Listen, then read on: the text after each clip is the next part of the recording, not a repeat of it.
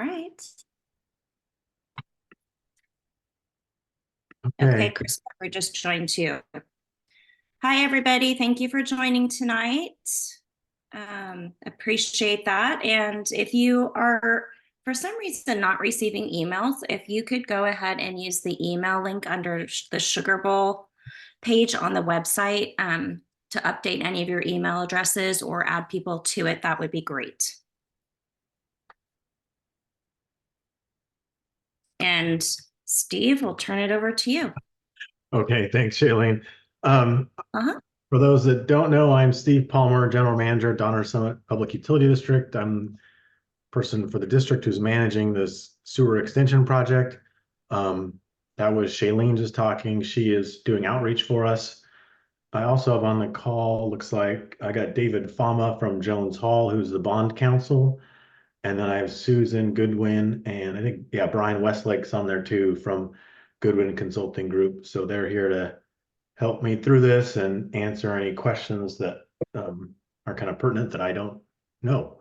So I do have a few slides I'll go through, but I know everyone probably just has a lot of questions. So, but at first I wanted to update everyone where the status of the project is. So I have a couple, I'm going to share my screen. Hopefully I can do this right and get the right screen showing. Yes. I hope so. Can you see this slide? Is that what's showing up there, Shailene? Yes, it is. It's perfect. Okay, good. All right. Let's hopefully I can get to click through. Okay. Let's see. There you go. So It's working. just by way of history, the overall master plan for Sugar Bowl West and East Villages sewer service is shown here on this slide, with the West Village being divided into phase 2A and a 2B. And with 2A piece is the one that is currently going to be planned for construction this summer. And then we'd follow along with 2B and phase 1 after that. And as a refresher, the project is building this infrastructure on the right-hand side of this property line that is called public property Donner Summit PUD infrastructure. So we put in the sewer main with this project and the sewer lateral to the connection point at the property line. And then beyond that point to connect from that sewer at the property line to the home and any septic tank abandoning or sewer, leach field abandonment is responsibility of the property owner, and that's not being funded through this project. So we are doing what's on the right-hand side of the line. And then on the schedule, this is a repeat from last time. It is give an update that we are still currently on this schedule. Construction bids for the first segment in the West Village, phase 2A, we did receive those. And we're currently in the spring 2024 CFD formation phase. And then we'll move into actual construction and bond sale in the summer. And then next year would be the earliest completion for the remainder of West and East Villages. So current activities, as I said, DSPUD is the lead agency for this public sewer construction. In the phase 2A segment, we did have a bid opening February 13th, and the remaining project is in design. So phase 1 and phase 2B, and those design is on hold right now pending the CFD election. So once we know the outcome of the election, we'll have idea if there's funding to move forward with designing and completion of the remaining projects.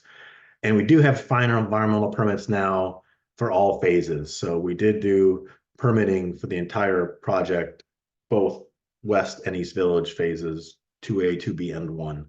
So that has now been received, and there's been no surprises on that aspect. So that went relatively smoothly. This just shows us update or kind of overall timeline for CFD formation process. So the February board meeting we just had a while back, we adopted a resolution of intent and authorized production of the rate and method of apportionment and approved the boundary map. And then this March board meeting, it's happening next week, will be the required public hearing about the resolution of formation And that meeting will then also authorize me to send out ballots to the property owners.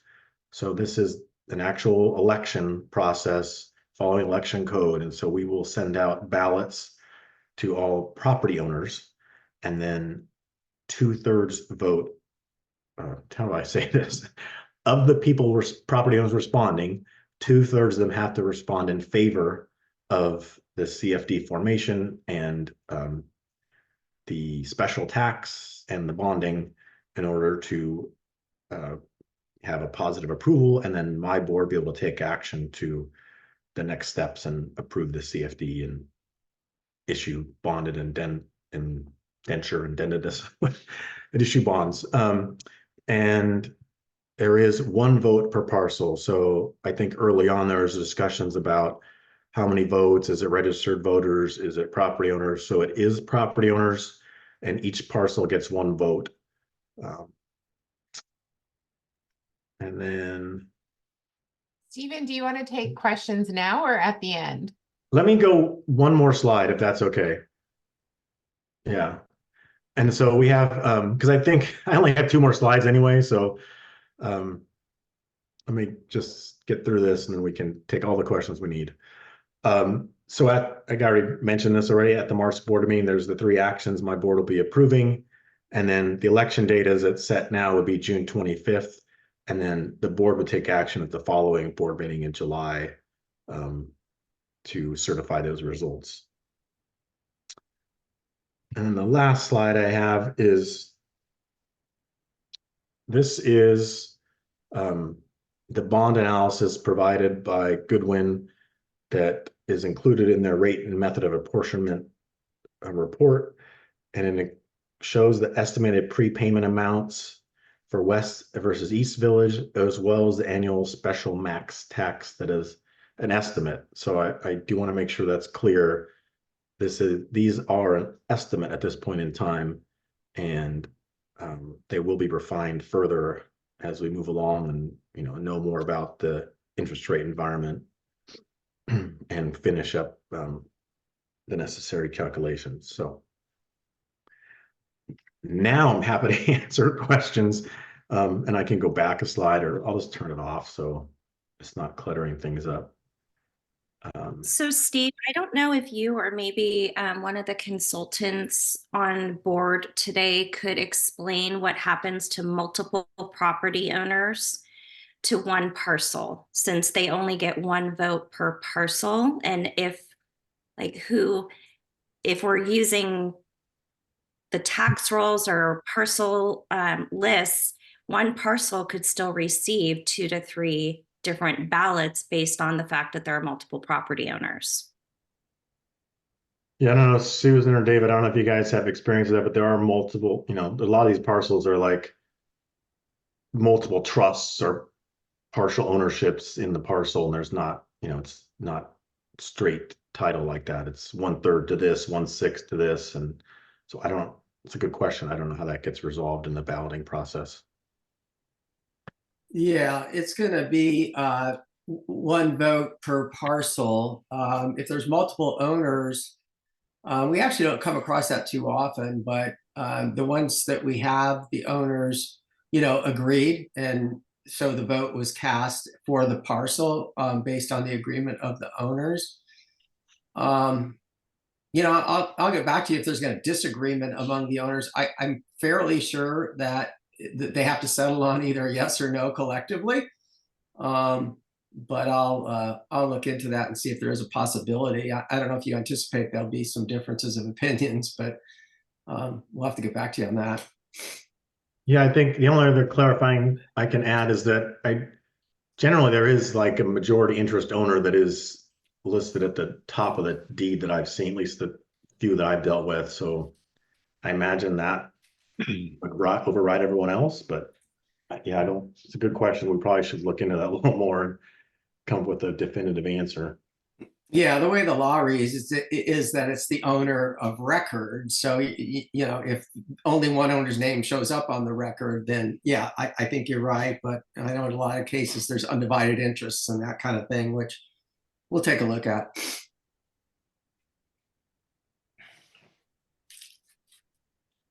Okay. I- Thanks, David. I think you're on mute there. Yeah, Shailene, you're muted. Sorry. Okay. Mhm. Yeah, just again, doing the mailings, I just know that there are a handful of properties out there that go to 3 different trusts and they're different names. So we definitely want to make sure that we're clear. I see that Dave Kingsley raised his hand and then Courtney. So let's start with D. Kingsley, please. Hi, it's Dan. Sorry about that.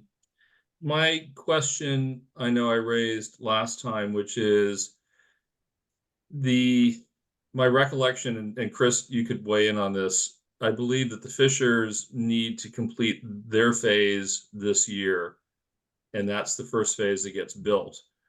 But if all the bonds are sold in calendar year 24, and I'm in the phase that doesn't happen until 25, am I paying for the work taking place in 24, even though I don't get the benefit till 25? Basically, the answer, this is Susan. The answer is yes. If bonds are sold right now, we've run the numbers assuming that there's no prepaid interests included in the bond amount. If we capitalize interest and included prepaid interest, the total bond amount would need to go up. So we've assumed that if the election is successful, the taxes are placed on the tax roll. Everybody would be subject to their first installment being due in December and their second installment being due in April.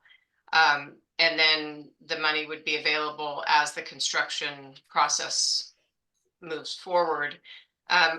There was a look from a bond underwriter if it was split into 2 different smaller bond issues, and the cost would actually be higher because the smaller bond issues tend to have a higher interest rate because they sell on the retail market. Institutional investors aren't generally interested in small, tiny bond issues. So that was looked at as far as delaying it. It would have raised the overall cost per year for everybody involved. So the numbers that you're seeing assume that there's one bond issue in the summer or fall for the full amount that's needed. But for Chris Parker, who would benefit aside from the Fishers with the first phase? Well, the first phase will potentially benefit the Fishers and then the 4 other properties around the Fishers. But the direct benefit to everybody else in the West Village wouldn't accrue to them in its entirety until you actually connect to it, right? So that would be the next phase. So a portion will be built that will benefit you, the first phase, but you're not getting the immediate connected benefit. But what I'm hearing from Susan is that if we were trying to bifurcate it and say, I want to pay the same year I benefit from it, it actually might cost more in the long run rather than running it all at once now. And Dan, I don't know if this plays into it at all, but between Sugar Bowl and the Fisher family, we're pre-funding all that development ahead of time. You know, we're putting cash down and it's a leap of faith that the CFD will pass to provide the funds to pay back our contribution. And Sugar Bowl's contribution also is all the work and cost incurred to date, all the soft costs, the environmental, the engineering, these meetings, that sort of thing. So we're underwriting that portion to the extent that will be paid back. So and that, Steve, as far as I know, I'm not getting any interest back on that, right? So that we felt that would be our contribution as Sugar Bowl Corp as sort of the steward of the village, that we would front that money. But I don't know if that works into your calculus. Well, no, I think it'd be only fair for all of us to see the calculations of A versus B, and just rather than just take it on faith that it's better for everybody. I'd like to see the analysis. Is that, Susan, is that something we can provide for distribution? I believe so. Steve will check with the underwriter and make sure she's okay with those numbers. I will point out the numbers will they may look a little bit different than the table one that you saw because they were run with a level debt service instead of a tax that increases 2% per year. That would have resulted if it was not increasing, the tax wasn't increasing per year and the debt service wasn't increasing. That means the starting tax rate would have needed to be higher. And it's a considerable amount. It's more than 15% higher. So when we estimated the numbers to run the maximum taxes, we assumed, just like your property taxes generally go up 2% per year, we assumed that same escalation to keep the initial years as low as possible. But the analysis anyway shows the added cost of breaking it into two different bonds. Everything else, may be different, but it shows the added cost.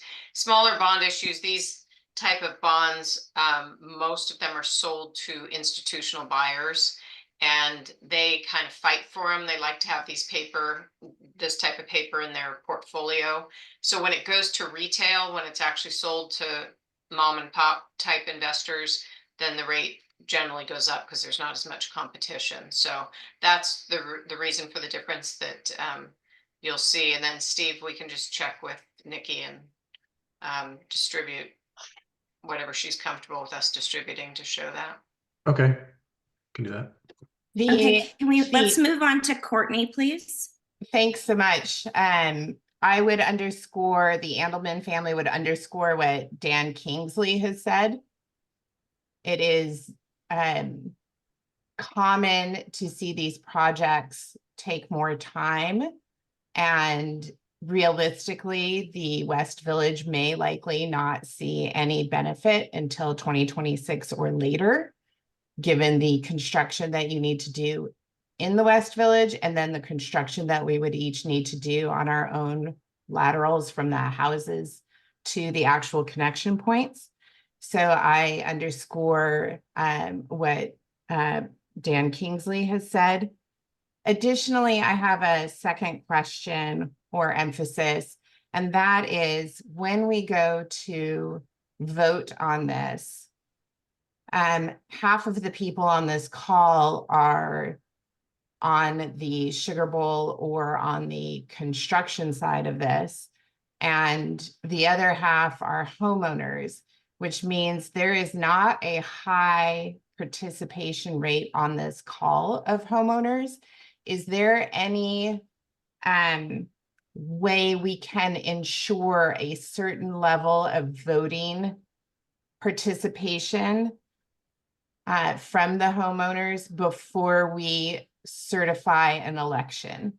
I will take myself back onto mute.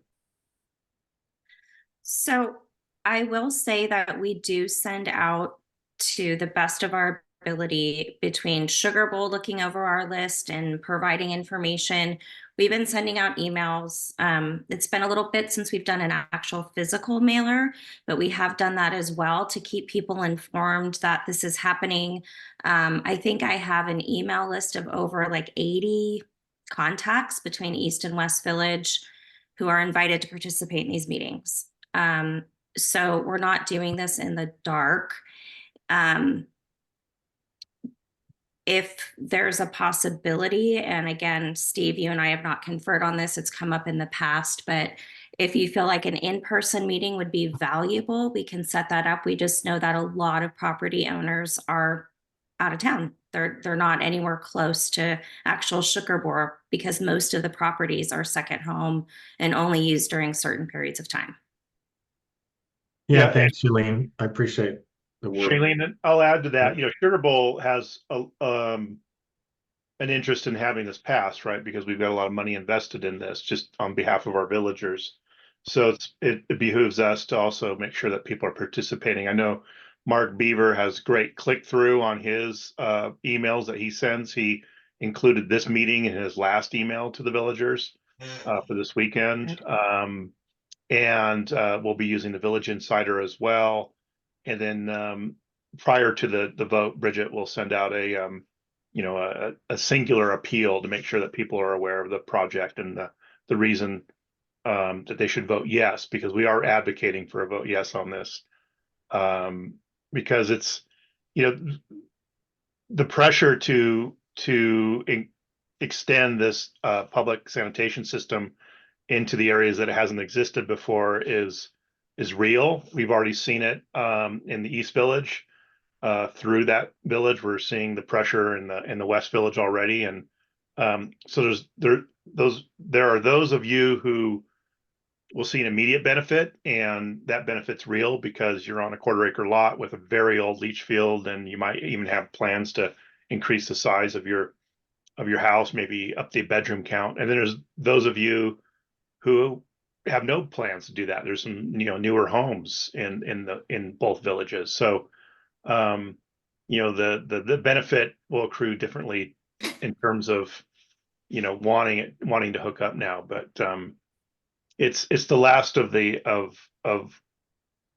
our ability to push this public sewer system and get everybody using the new state-of-the-art wastewater treatment plant that was funded through a similar measure several years ago. And it's something that we feel strongly that everybody should be on. And I also want to point out that Sugar Bowl in 1989 extended the sewer line from Donner Pass Road next to the Gondola building all the way down and into the village, and accrued that cost as a corporation so that it could solve its problems with sewer, because we had failing leach fields at the time in 1989. So we've already put in that infrastructure along with 2 lift stations, one of which I think needs to be upgraded, but all that was on the corporation. But the good news is that it was sized in a way that then allowed others to connect to it, including the development of the additional lots and other residential products that we've developed over the years, who are benefiting from that infrastructure that we've paid for. So the built into the cost of the lots that we've been selling over the years is paying for that infrastructure that will benefit the East and West Village in this project, because it's already there in place. And this is just incrementally that much more that needs to connect to the system that's already been paid for by Sugar Bowl and through the buyers of the lots that have contributed to that cost. Thank you, Chris. So Chris Skelton has his hand raised, and then Courtney, will go back to you. Thanks so much. Echoing Chris Parker's comment, really excited about the project and endorse, upgrading sanitary systems. So a couple quick questions. First is, can you confirm that the ballots are going to be mailed to the address associated with the county assessor tax roll? Yes, we'd be relying on tax roll information to mail the ballots. Awesome. Okay. And then in terms of the bond amounts and the underwriting, I guess that's based on an expectation for the overall cost of construction. If the bid, do we have confidence in the construction costs that they're accurate, that there's adequate contingencies built into it, that the bond will cover the overall cost and there won't be a shortfall? Steve? Yeah. I'm not answering that We one. just run the numbers. No, I can start. Yeah, Chris. We do have bids for phase 2A. And we had 6 bidders, and 2 of them were within 40 grand, the 2 low. So we're reasonably confident we have a good number for 2A, and we're going to extrapolate that to the rest of the project. And that's the best available information we have right now. And so, as a standard for a project and this phase, for the phase 2A piece, we tack on a 10% construction contingency because on the bid results. And so that's our construction contingency. And then for phase 1 and 2B, we put on a higher construction contingency because, again, we don't know what's going to happen in the bidding environment next year when we bid those projects. So we have a little bit more on those. And then the rest is, for at least for hard costs, are based on actual proposals we have for construction management, inspection, and environmental oversight. So, 2A numbers are lock on, and we're using those to project out to the next 2 phases. And I'm sorry, I may have missed it. Is phase, 2B and 1, are they designed and permitted, or are those kind of soft costs and legwork to follow? Yeah, so they're permitted. The engineering drawings are not complete yet. The bid documents are about 50%. And at that Okay. point, I had them stop until we could get, more money, more funding available. But I have every reason to believe we can get those done by the end of this fall and get them out to bid in the fall, so they're ready to construct in the summer again, just like we're doing now. Understand. And sorry for multiple questions. Last question. On that last slide, when you were showing what I think was kind of the prepay amount and then an annual tax assessment, is it correct that if you prepay, then you're exempt or you're not participating in that annual tax assessment? Is that right? Correct. Got it. Thank you very much. Yep. Okay, Courtney. Thanks so much. Great questions all around. We're in one of the most expensive funding environments that we've been in quite some time. So what are the thoughts around postponing at least the West Village in terms of financing and seeing where we go over the next year plus in terms of how that evolves? So just to Steve, if you want me to comment, Please. okay. First of all, as soon as you delay any portion and you break this bond into multiple series, again, that potential increase in interest rate that the underwriter identified would kick in. So that would increase the overall cost of financing potentially for everyone, all 30 years of the term. But the other thing about delaying, no one knows what will happen. I will say we're in a very important election year, and that type of unknown can often have negative impacts on the bond market. So it's hard to say what it will be. The current interest rates for Mello-Roos bonds are hovering somewhere between 5 and 5.5% right now. So even though mortgage rates are at 7 and above, these are tax exempt interest rates, which means the interest that's paid to the bondholders is exempt from federal and state taxes. So they continue to be a pretty popular investment, which keeps the interest rates lower than some other financing tools that are out there. So it's hard to know. We have no idea. I'm preparing for a number of bond issues with various underwriters right now, and basically they are all trying to close those bond issues before November because of the unknowns. So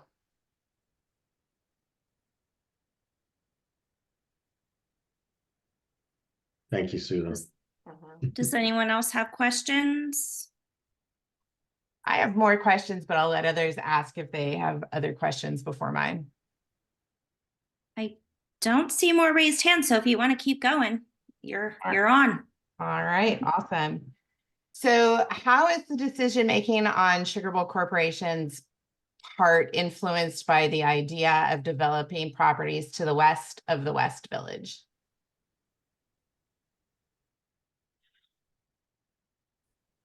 I'll give that a go. Yeah, we're contemplating development at the moment to the north of the West Village. And there could be a benefit. Steve didn't, Steve and I haven't discussed this development. So, it'd be additive to any work that's been done, and we would pay for the engineering as a development cost. And understand what the contribution from this financing would accrue to Sugar Bowl should we do additional lots to the north. Most of that is down gradient of the West Village, so it may require its own complete different just collection system. That's TBD, because everything right now is just in concept. We've got a bunch of polygons drawn on a map, no engineering whatsoever. So I would say if there is an opportunity to leverage some of this project, that it would be fair to sort of reassess what value of this project accrues to new development, and would we be participating in that financing as well? But again, all this is at concept level at this point.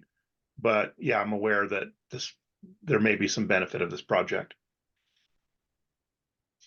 Sugar Bowl is not going to take advantage of this and take advantage of villagers in their financing of it to benefit the corporation without consideration of that contribution from the villagers. I think Chris, has any submittals been made to the county on that? I think, is it like in pre-planning or something? Yeah, it's in pre-application mode at this point. Yeah, we haven't even applied to the county, so it's all very conceptual. Yeah.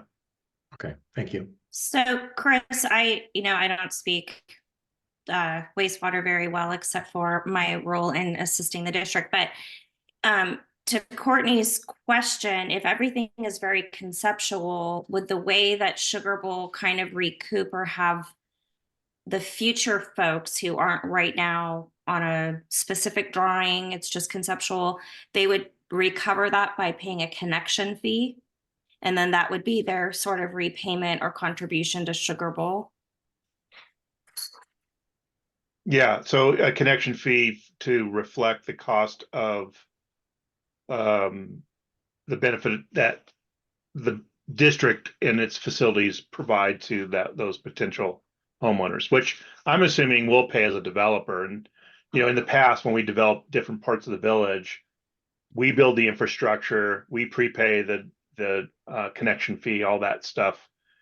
It's baked into the cost. Whereas other areas, out in Truckee, I know when East West Partners did all development, they passed that all on through a Mello-Roos to the new property owners. We incur all those costs ahead of time. So when it comes time for someone to build, say in Summit Crossing now, all that's prepaid by us.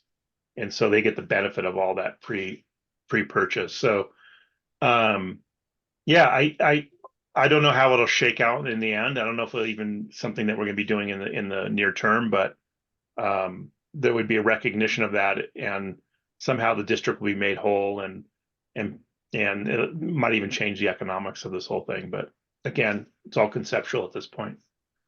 Conceptual. So mainly the impact of the financial and the ballot for this particular CFD assessment is really for what we've been scoping out, which is the phase 2A, 2B, and so 1B or 1A. Let Steve correct me.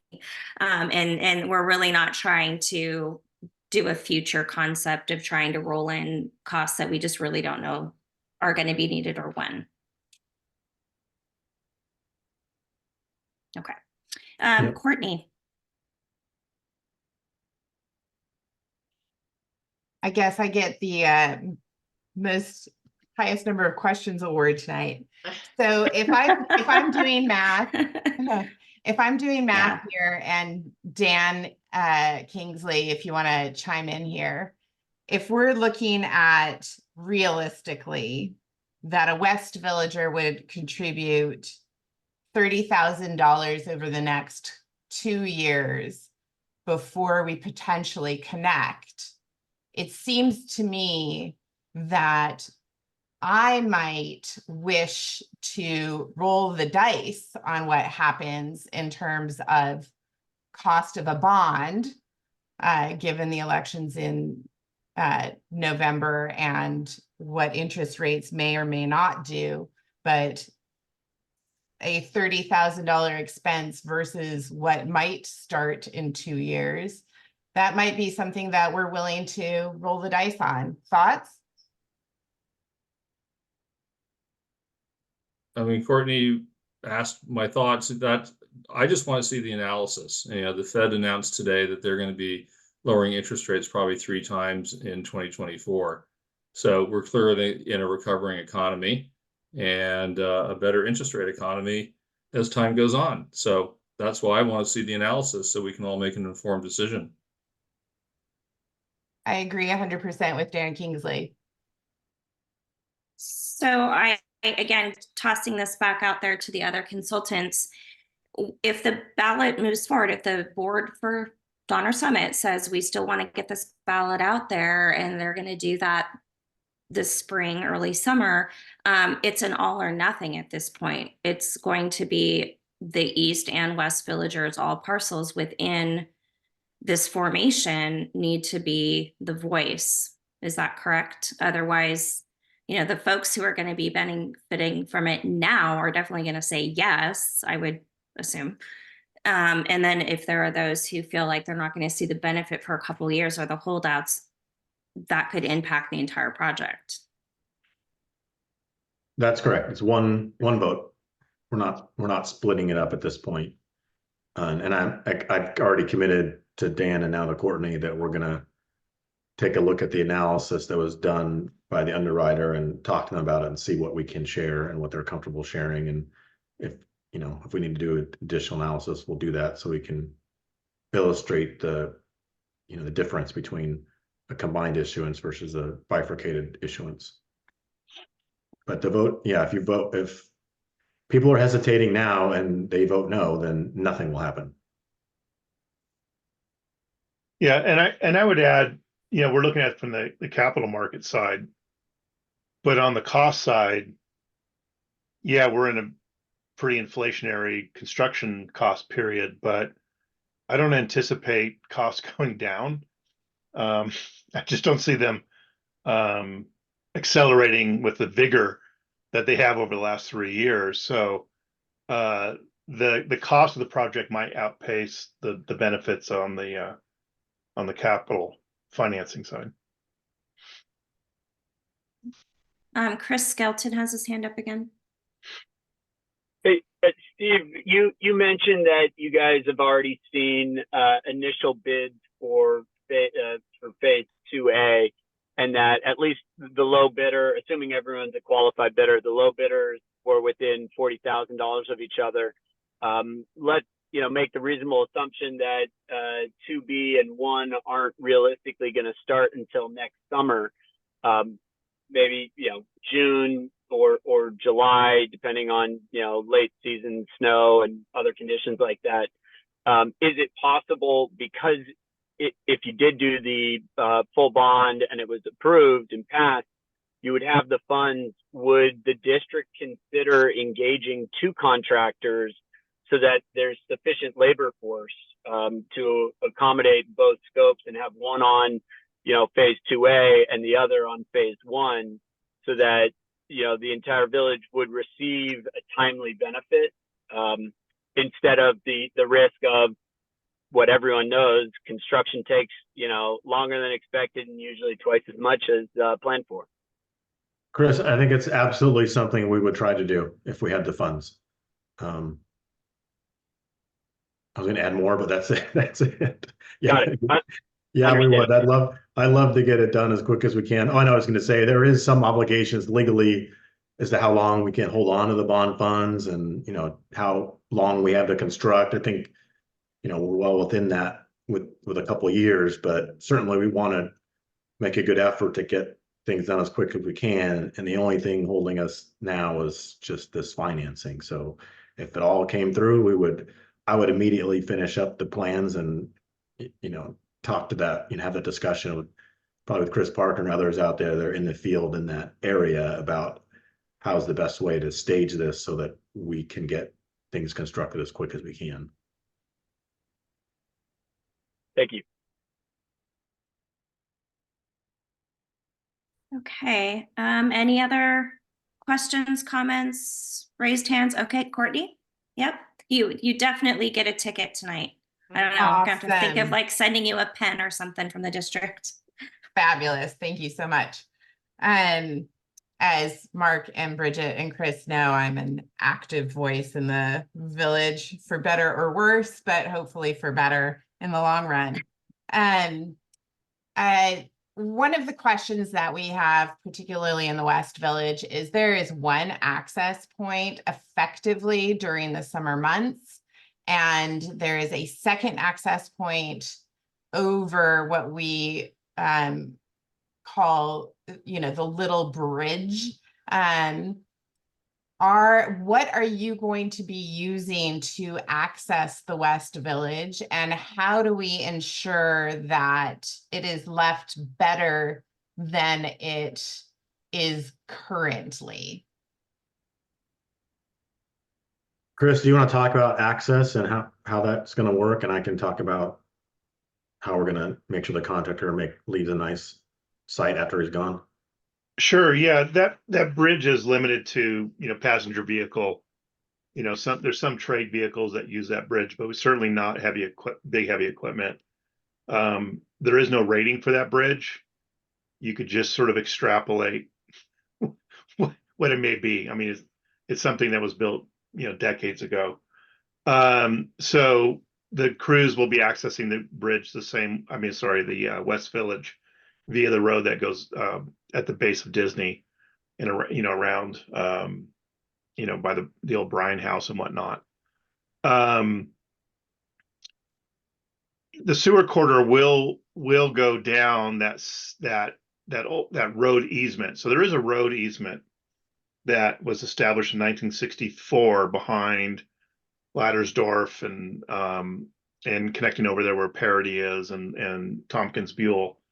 And I think, Courtney, that's something that you've been pushing to make sure is open or at least available for fire egress in case something happens.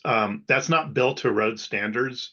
If we were to see traffic on that, matter of fact, the displacement of vehicles might even compromise the water and gas lines that are underneath that corridor because it wasn't designed for vehicle traffic. But Steve, I think, we'll have a discussion about when sewer uses that same corridor, what standard of compaction over the trenches and whatnot would be sufficient for occasional traffic, that sort of thing, like 90% compaction versus 95 or something like that. But we have to keep in mind that both the gas and the water, those trenches weren't backfilled and compacted to road standards. And this will be a completely separate trench that has to have like 8 to 10 feet of separation from the other trenches. So it's sort of separate and apart from the other trenches. But I think Sugar Bowl's goal should be to make sure there's secondary egress in case there's some fire coming from the west and the West Villagers need to, get out via that bridge. And just an FYI, and this is again, very conceptual.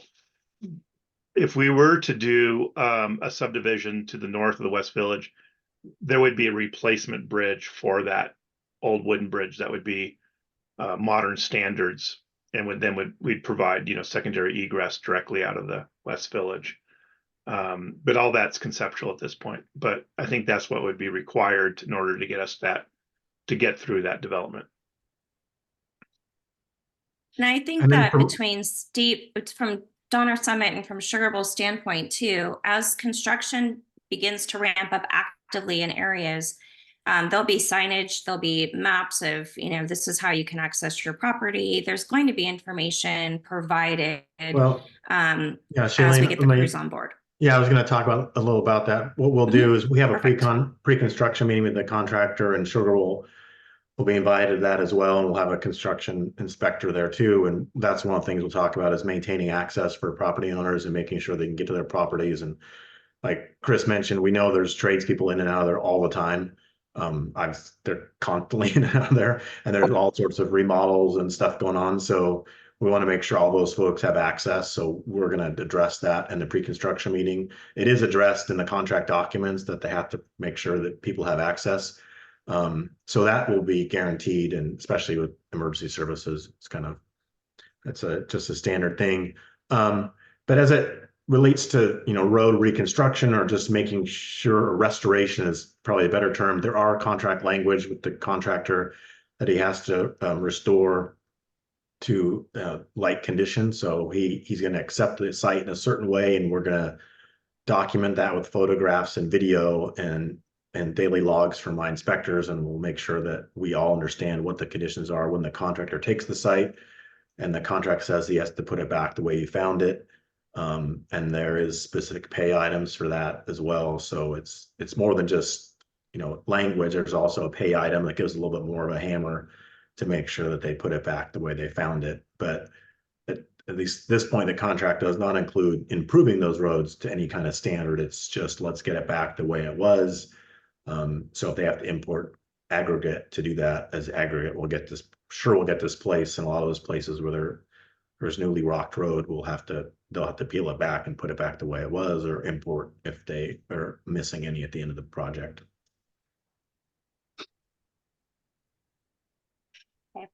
Courtney? Awesome. Thanks, you guys. From moving from a village quality standpoint to an individual homeowner's responsibility. There are a handful of us that have still have other utilities that could be updated. As an example, our electrical lines are above ground. Is there any contemplation to use this time where everything is dug up to put things underground, like the electrical lines that are running along that? And if we wish as homeowners to underground our lines, is that something that the village will be supportive of?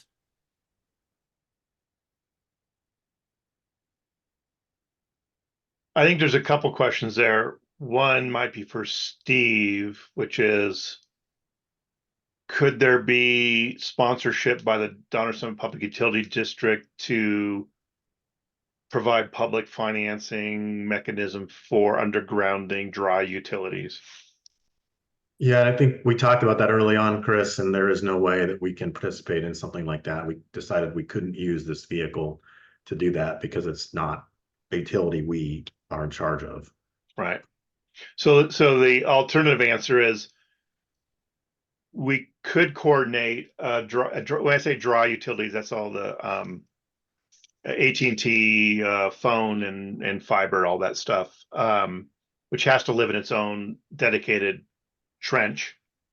PG&E won't allow other utilities, water or gas or anything else in their trench. So they're the ones driving the bus on that. So the question would be, if we were to underground the dry utilities, which are now aerial, at the same time, how do we take advantage of that, and how would it get paid for? And my answer to that would be, we could approach it the same way we did with the propane distribution pipe, which is when, and Courtney, I think this predates you at Sugarbowl, but there used to be about 500,000 gallons of propane stored in tanks in Sugarbowl Village prior to taking all those tanks out and doing a distribution system and off of a single tank. And we coordinated putting in the main line, doing all the lateral work, and coordinated the billing and coordination with all the homes. Yes, it's possible. Yes, our Sugarbowl Court Board supports an effort to put those dry utilities underground. I would have to check back in and see what the conviction is for that, because it'll need to be pre-funded. There's engineering costs with all three utilities. You'd live in a separate trench. But I think the point from villagers from their experience is, hey, let's just rip and tear everything up once, and then it's all done and we don't have to worry about the stuff again.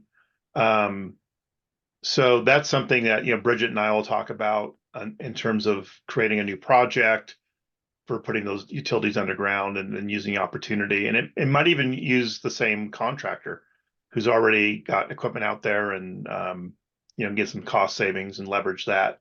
But Steve, I know, has got his contract.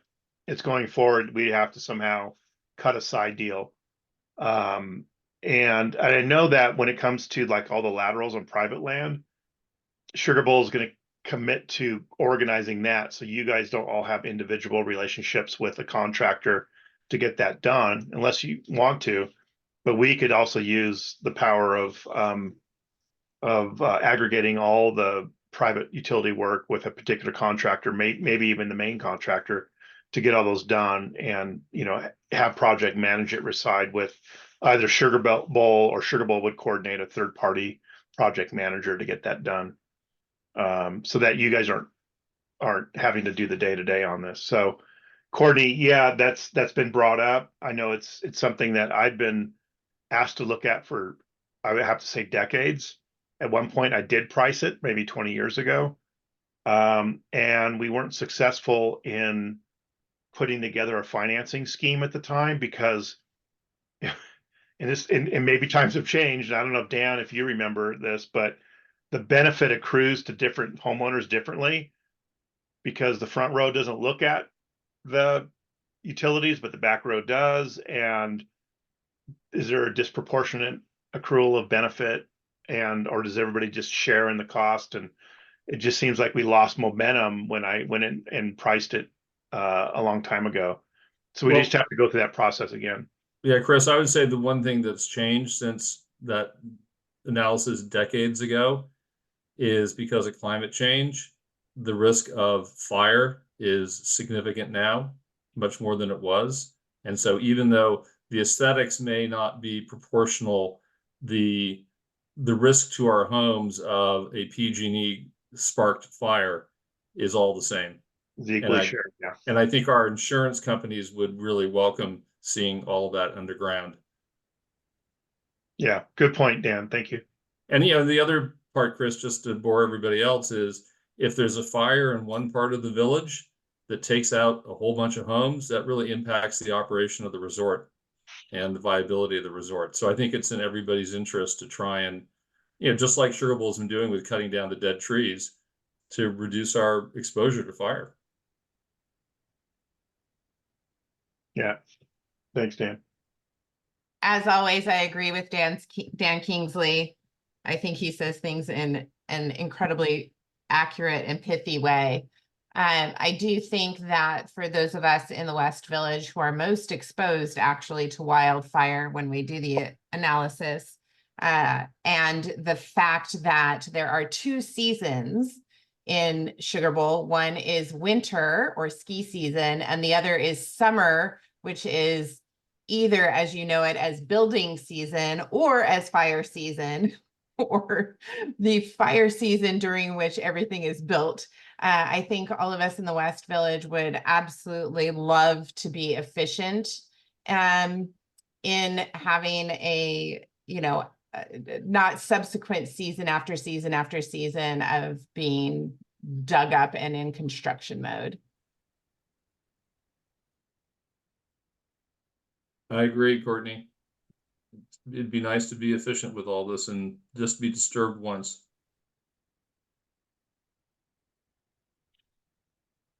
FYI, on the fire risk mitigation, the fire fuels reduction, we're going out again out there west of the West Village and north for a second entry into all the dead and dying. So we've leveraged a lot of public funding for that. We've done a Truckee Tahoe Community Foundation. I have a grant writer who works for me, and she's just working on sustainability pieces, and this is part of her duties. And we've acquired another $400,000 to do more fuels reduction in and around the West Village. So well done, Chris. Thank you. Yeah, we're well aware of the issues, and we're trying to tackle it straight on with a dedicated person. So Courtney and Elisa, they're all like sending thumbs up and love. And I don't know if you guys can see all those little icons on your screen too. So lots of love felt on that one.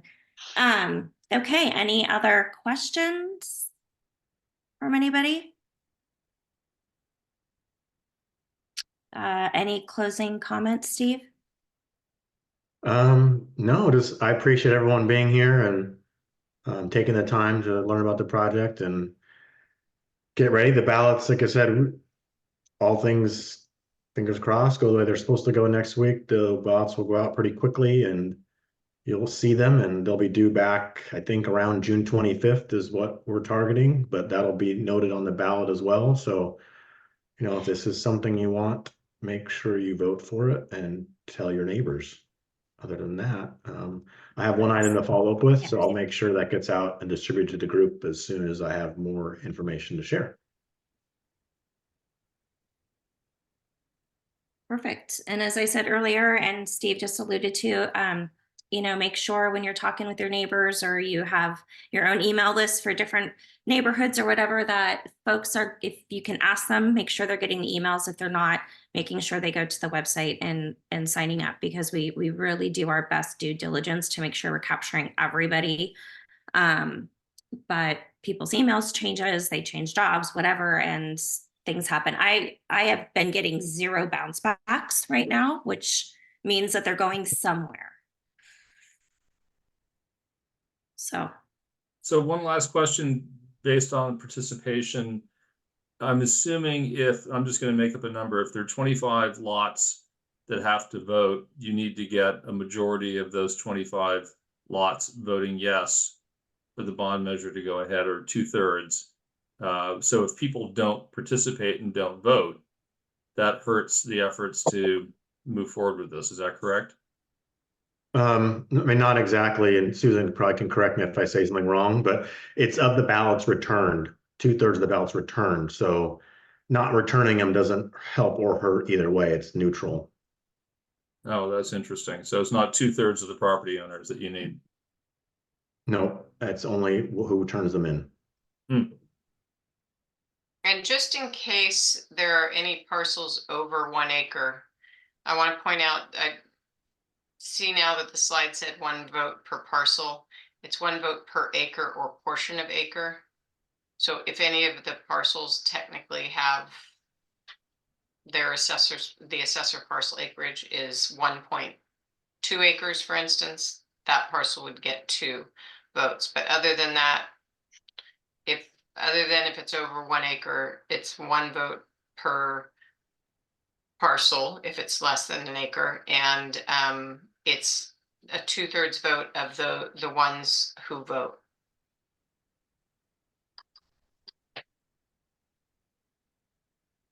And Steve, I think we talked about that, and we tentatively thought that there was possibly 1 parcel that was a little over an acre, but I think we weren't sure. Yeah, I think it was like right at an acre. Yeah, just in case, I didn't Yeah. want to Yep. anyone to be surprised if they got 2. Nope. Yeah. Good information. Thank you.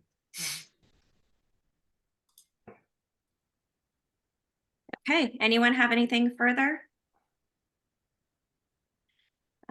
Well, I think you guys know where to go on the website. You know how to contact Steve via phone, via email. So please reach out if you think of any questions after. And Courtney, I really do appreciate all of your questions. They're all great questions. Everybody who contributed tonight just makes us all think about these different scenarios. And it's, if you're thinking it, I'm sure others are too. So thank you. Thanks, Okay. everyone. Well, All Okay, right, thank thanks. you. all right. Everybody have a great evening. Go back to You your too. dinner plans. All right. Take care. Thanks. Bye. Good Bye-bye. night. Thank you, guys. Bye. Thanks so much. Yep.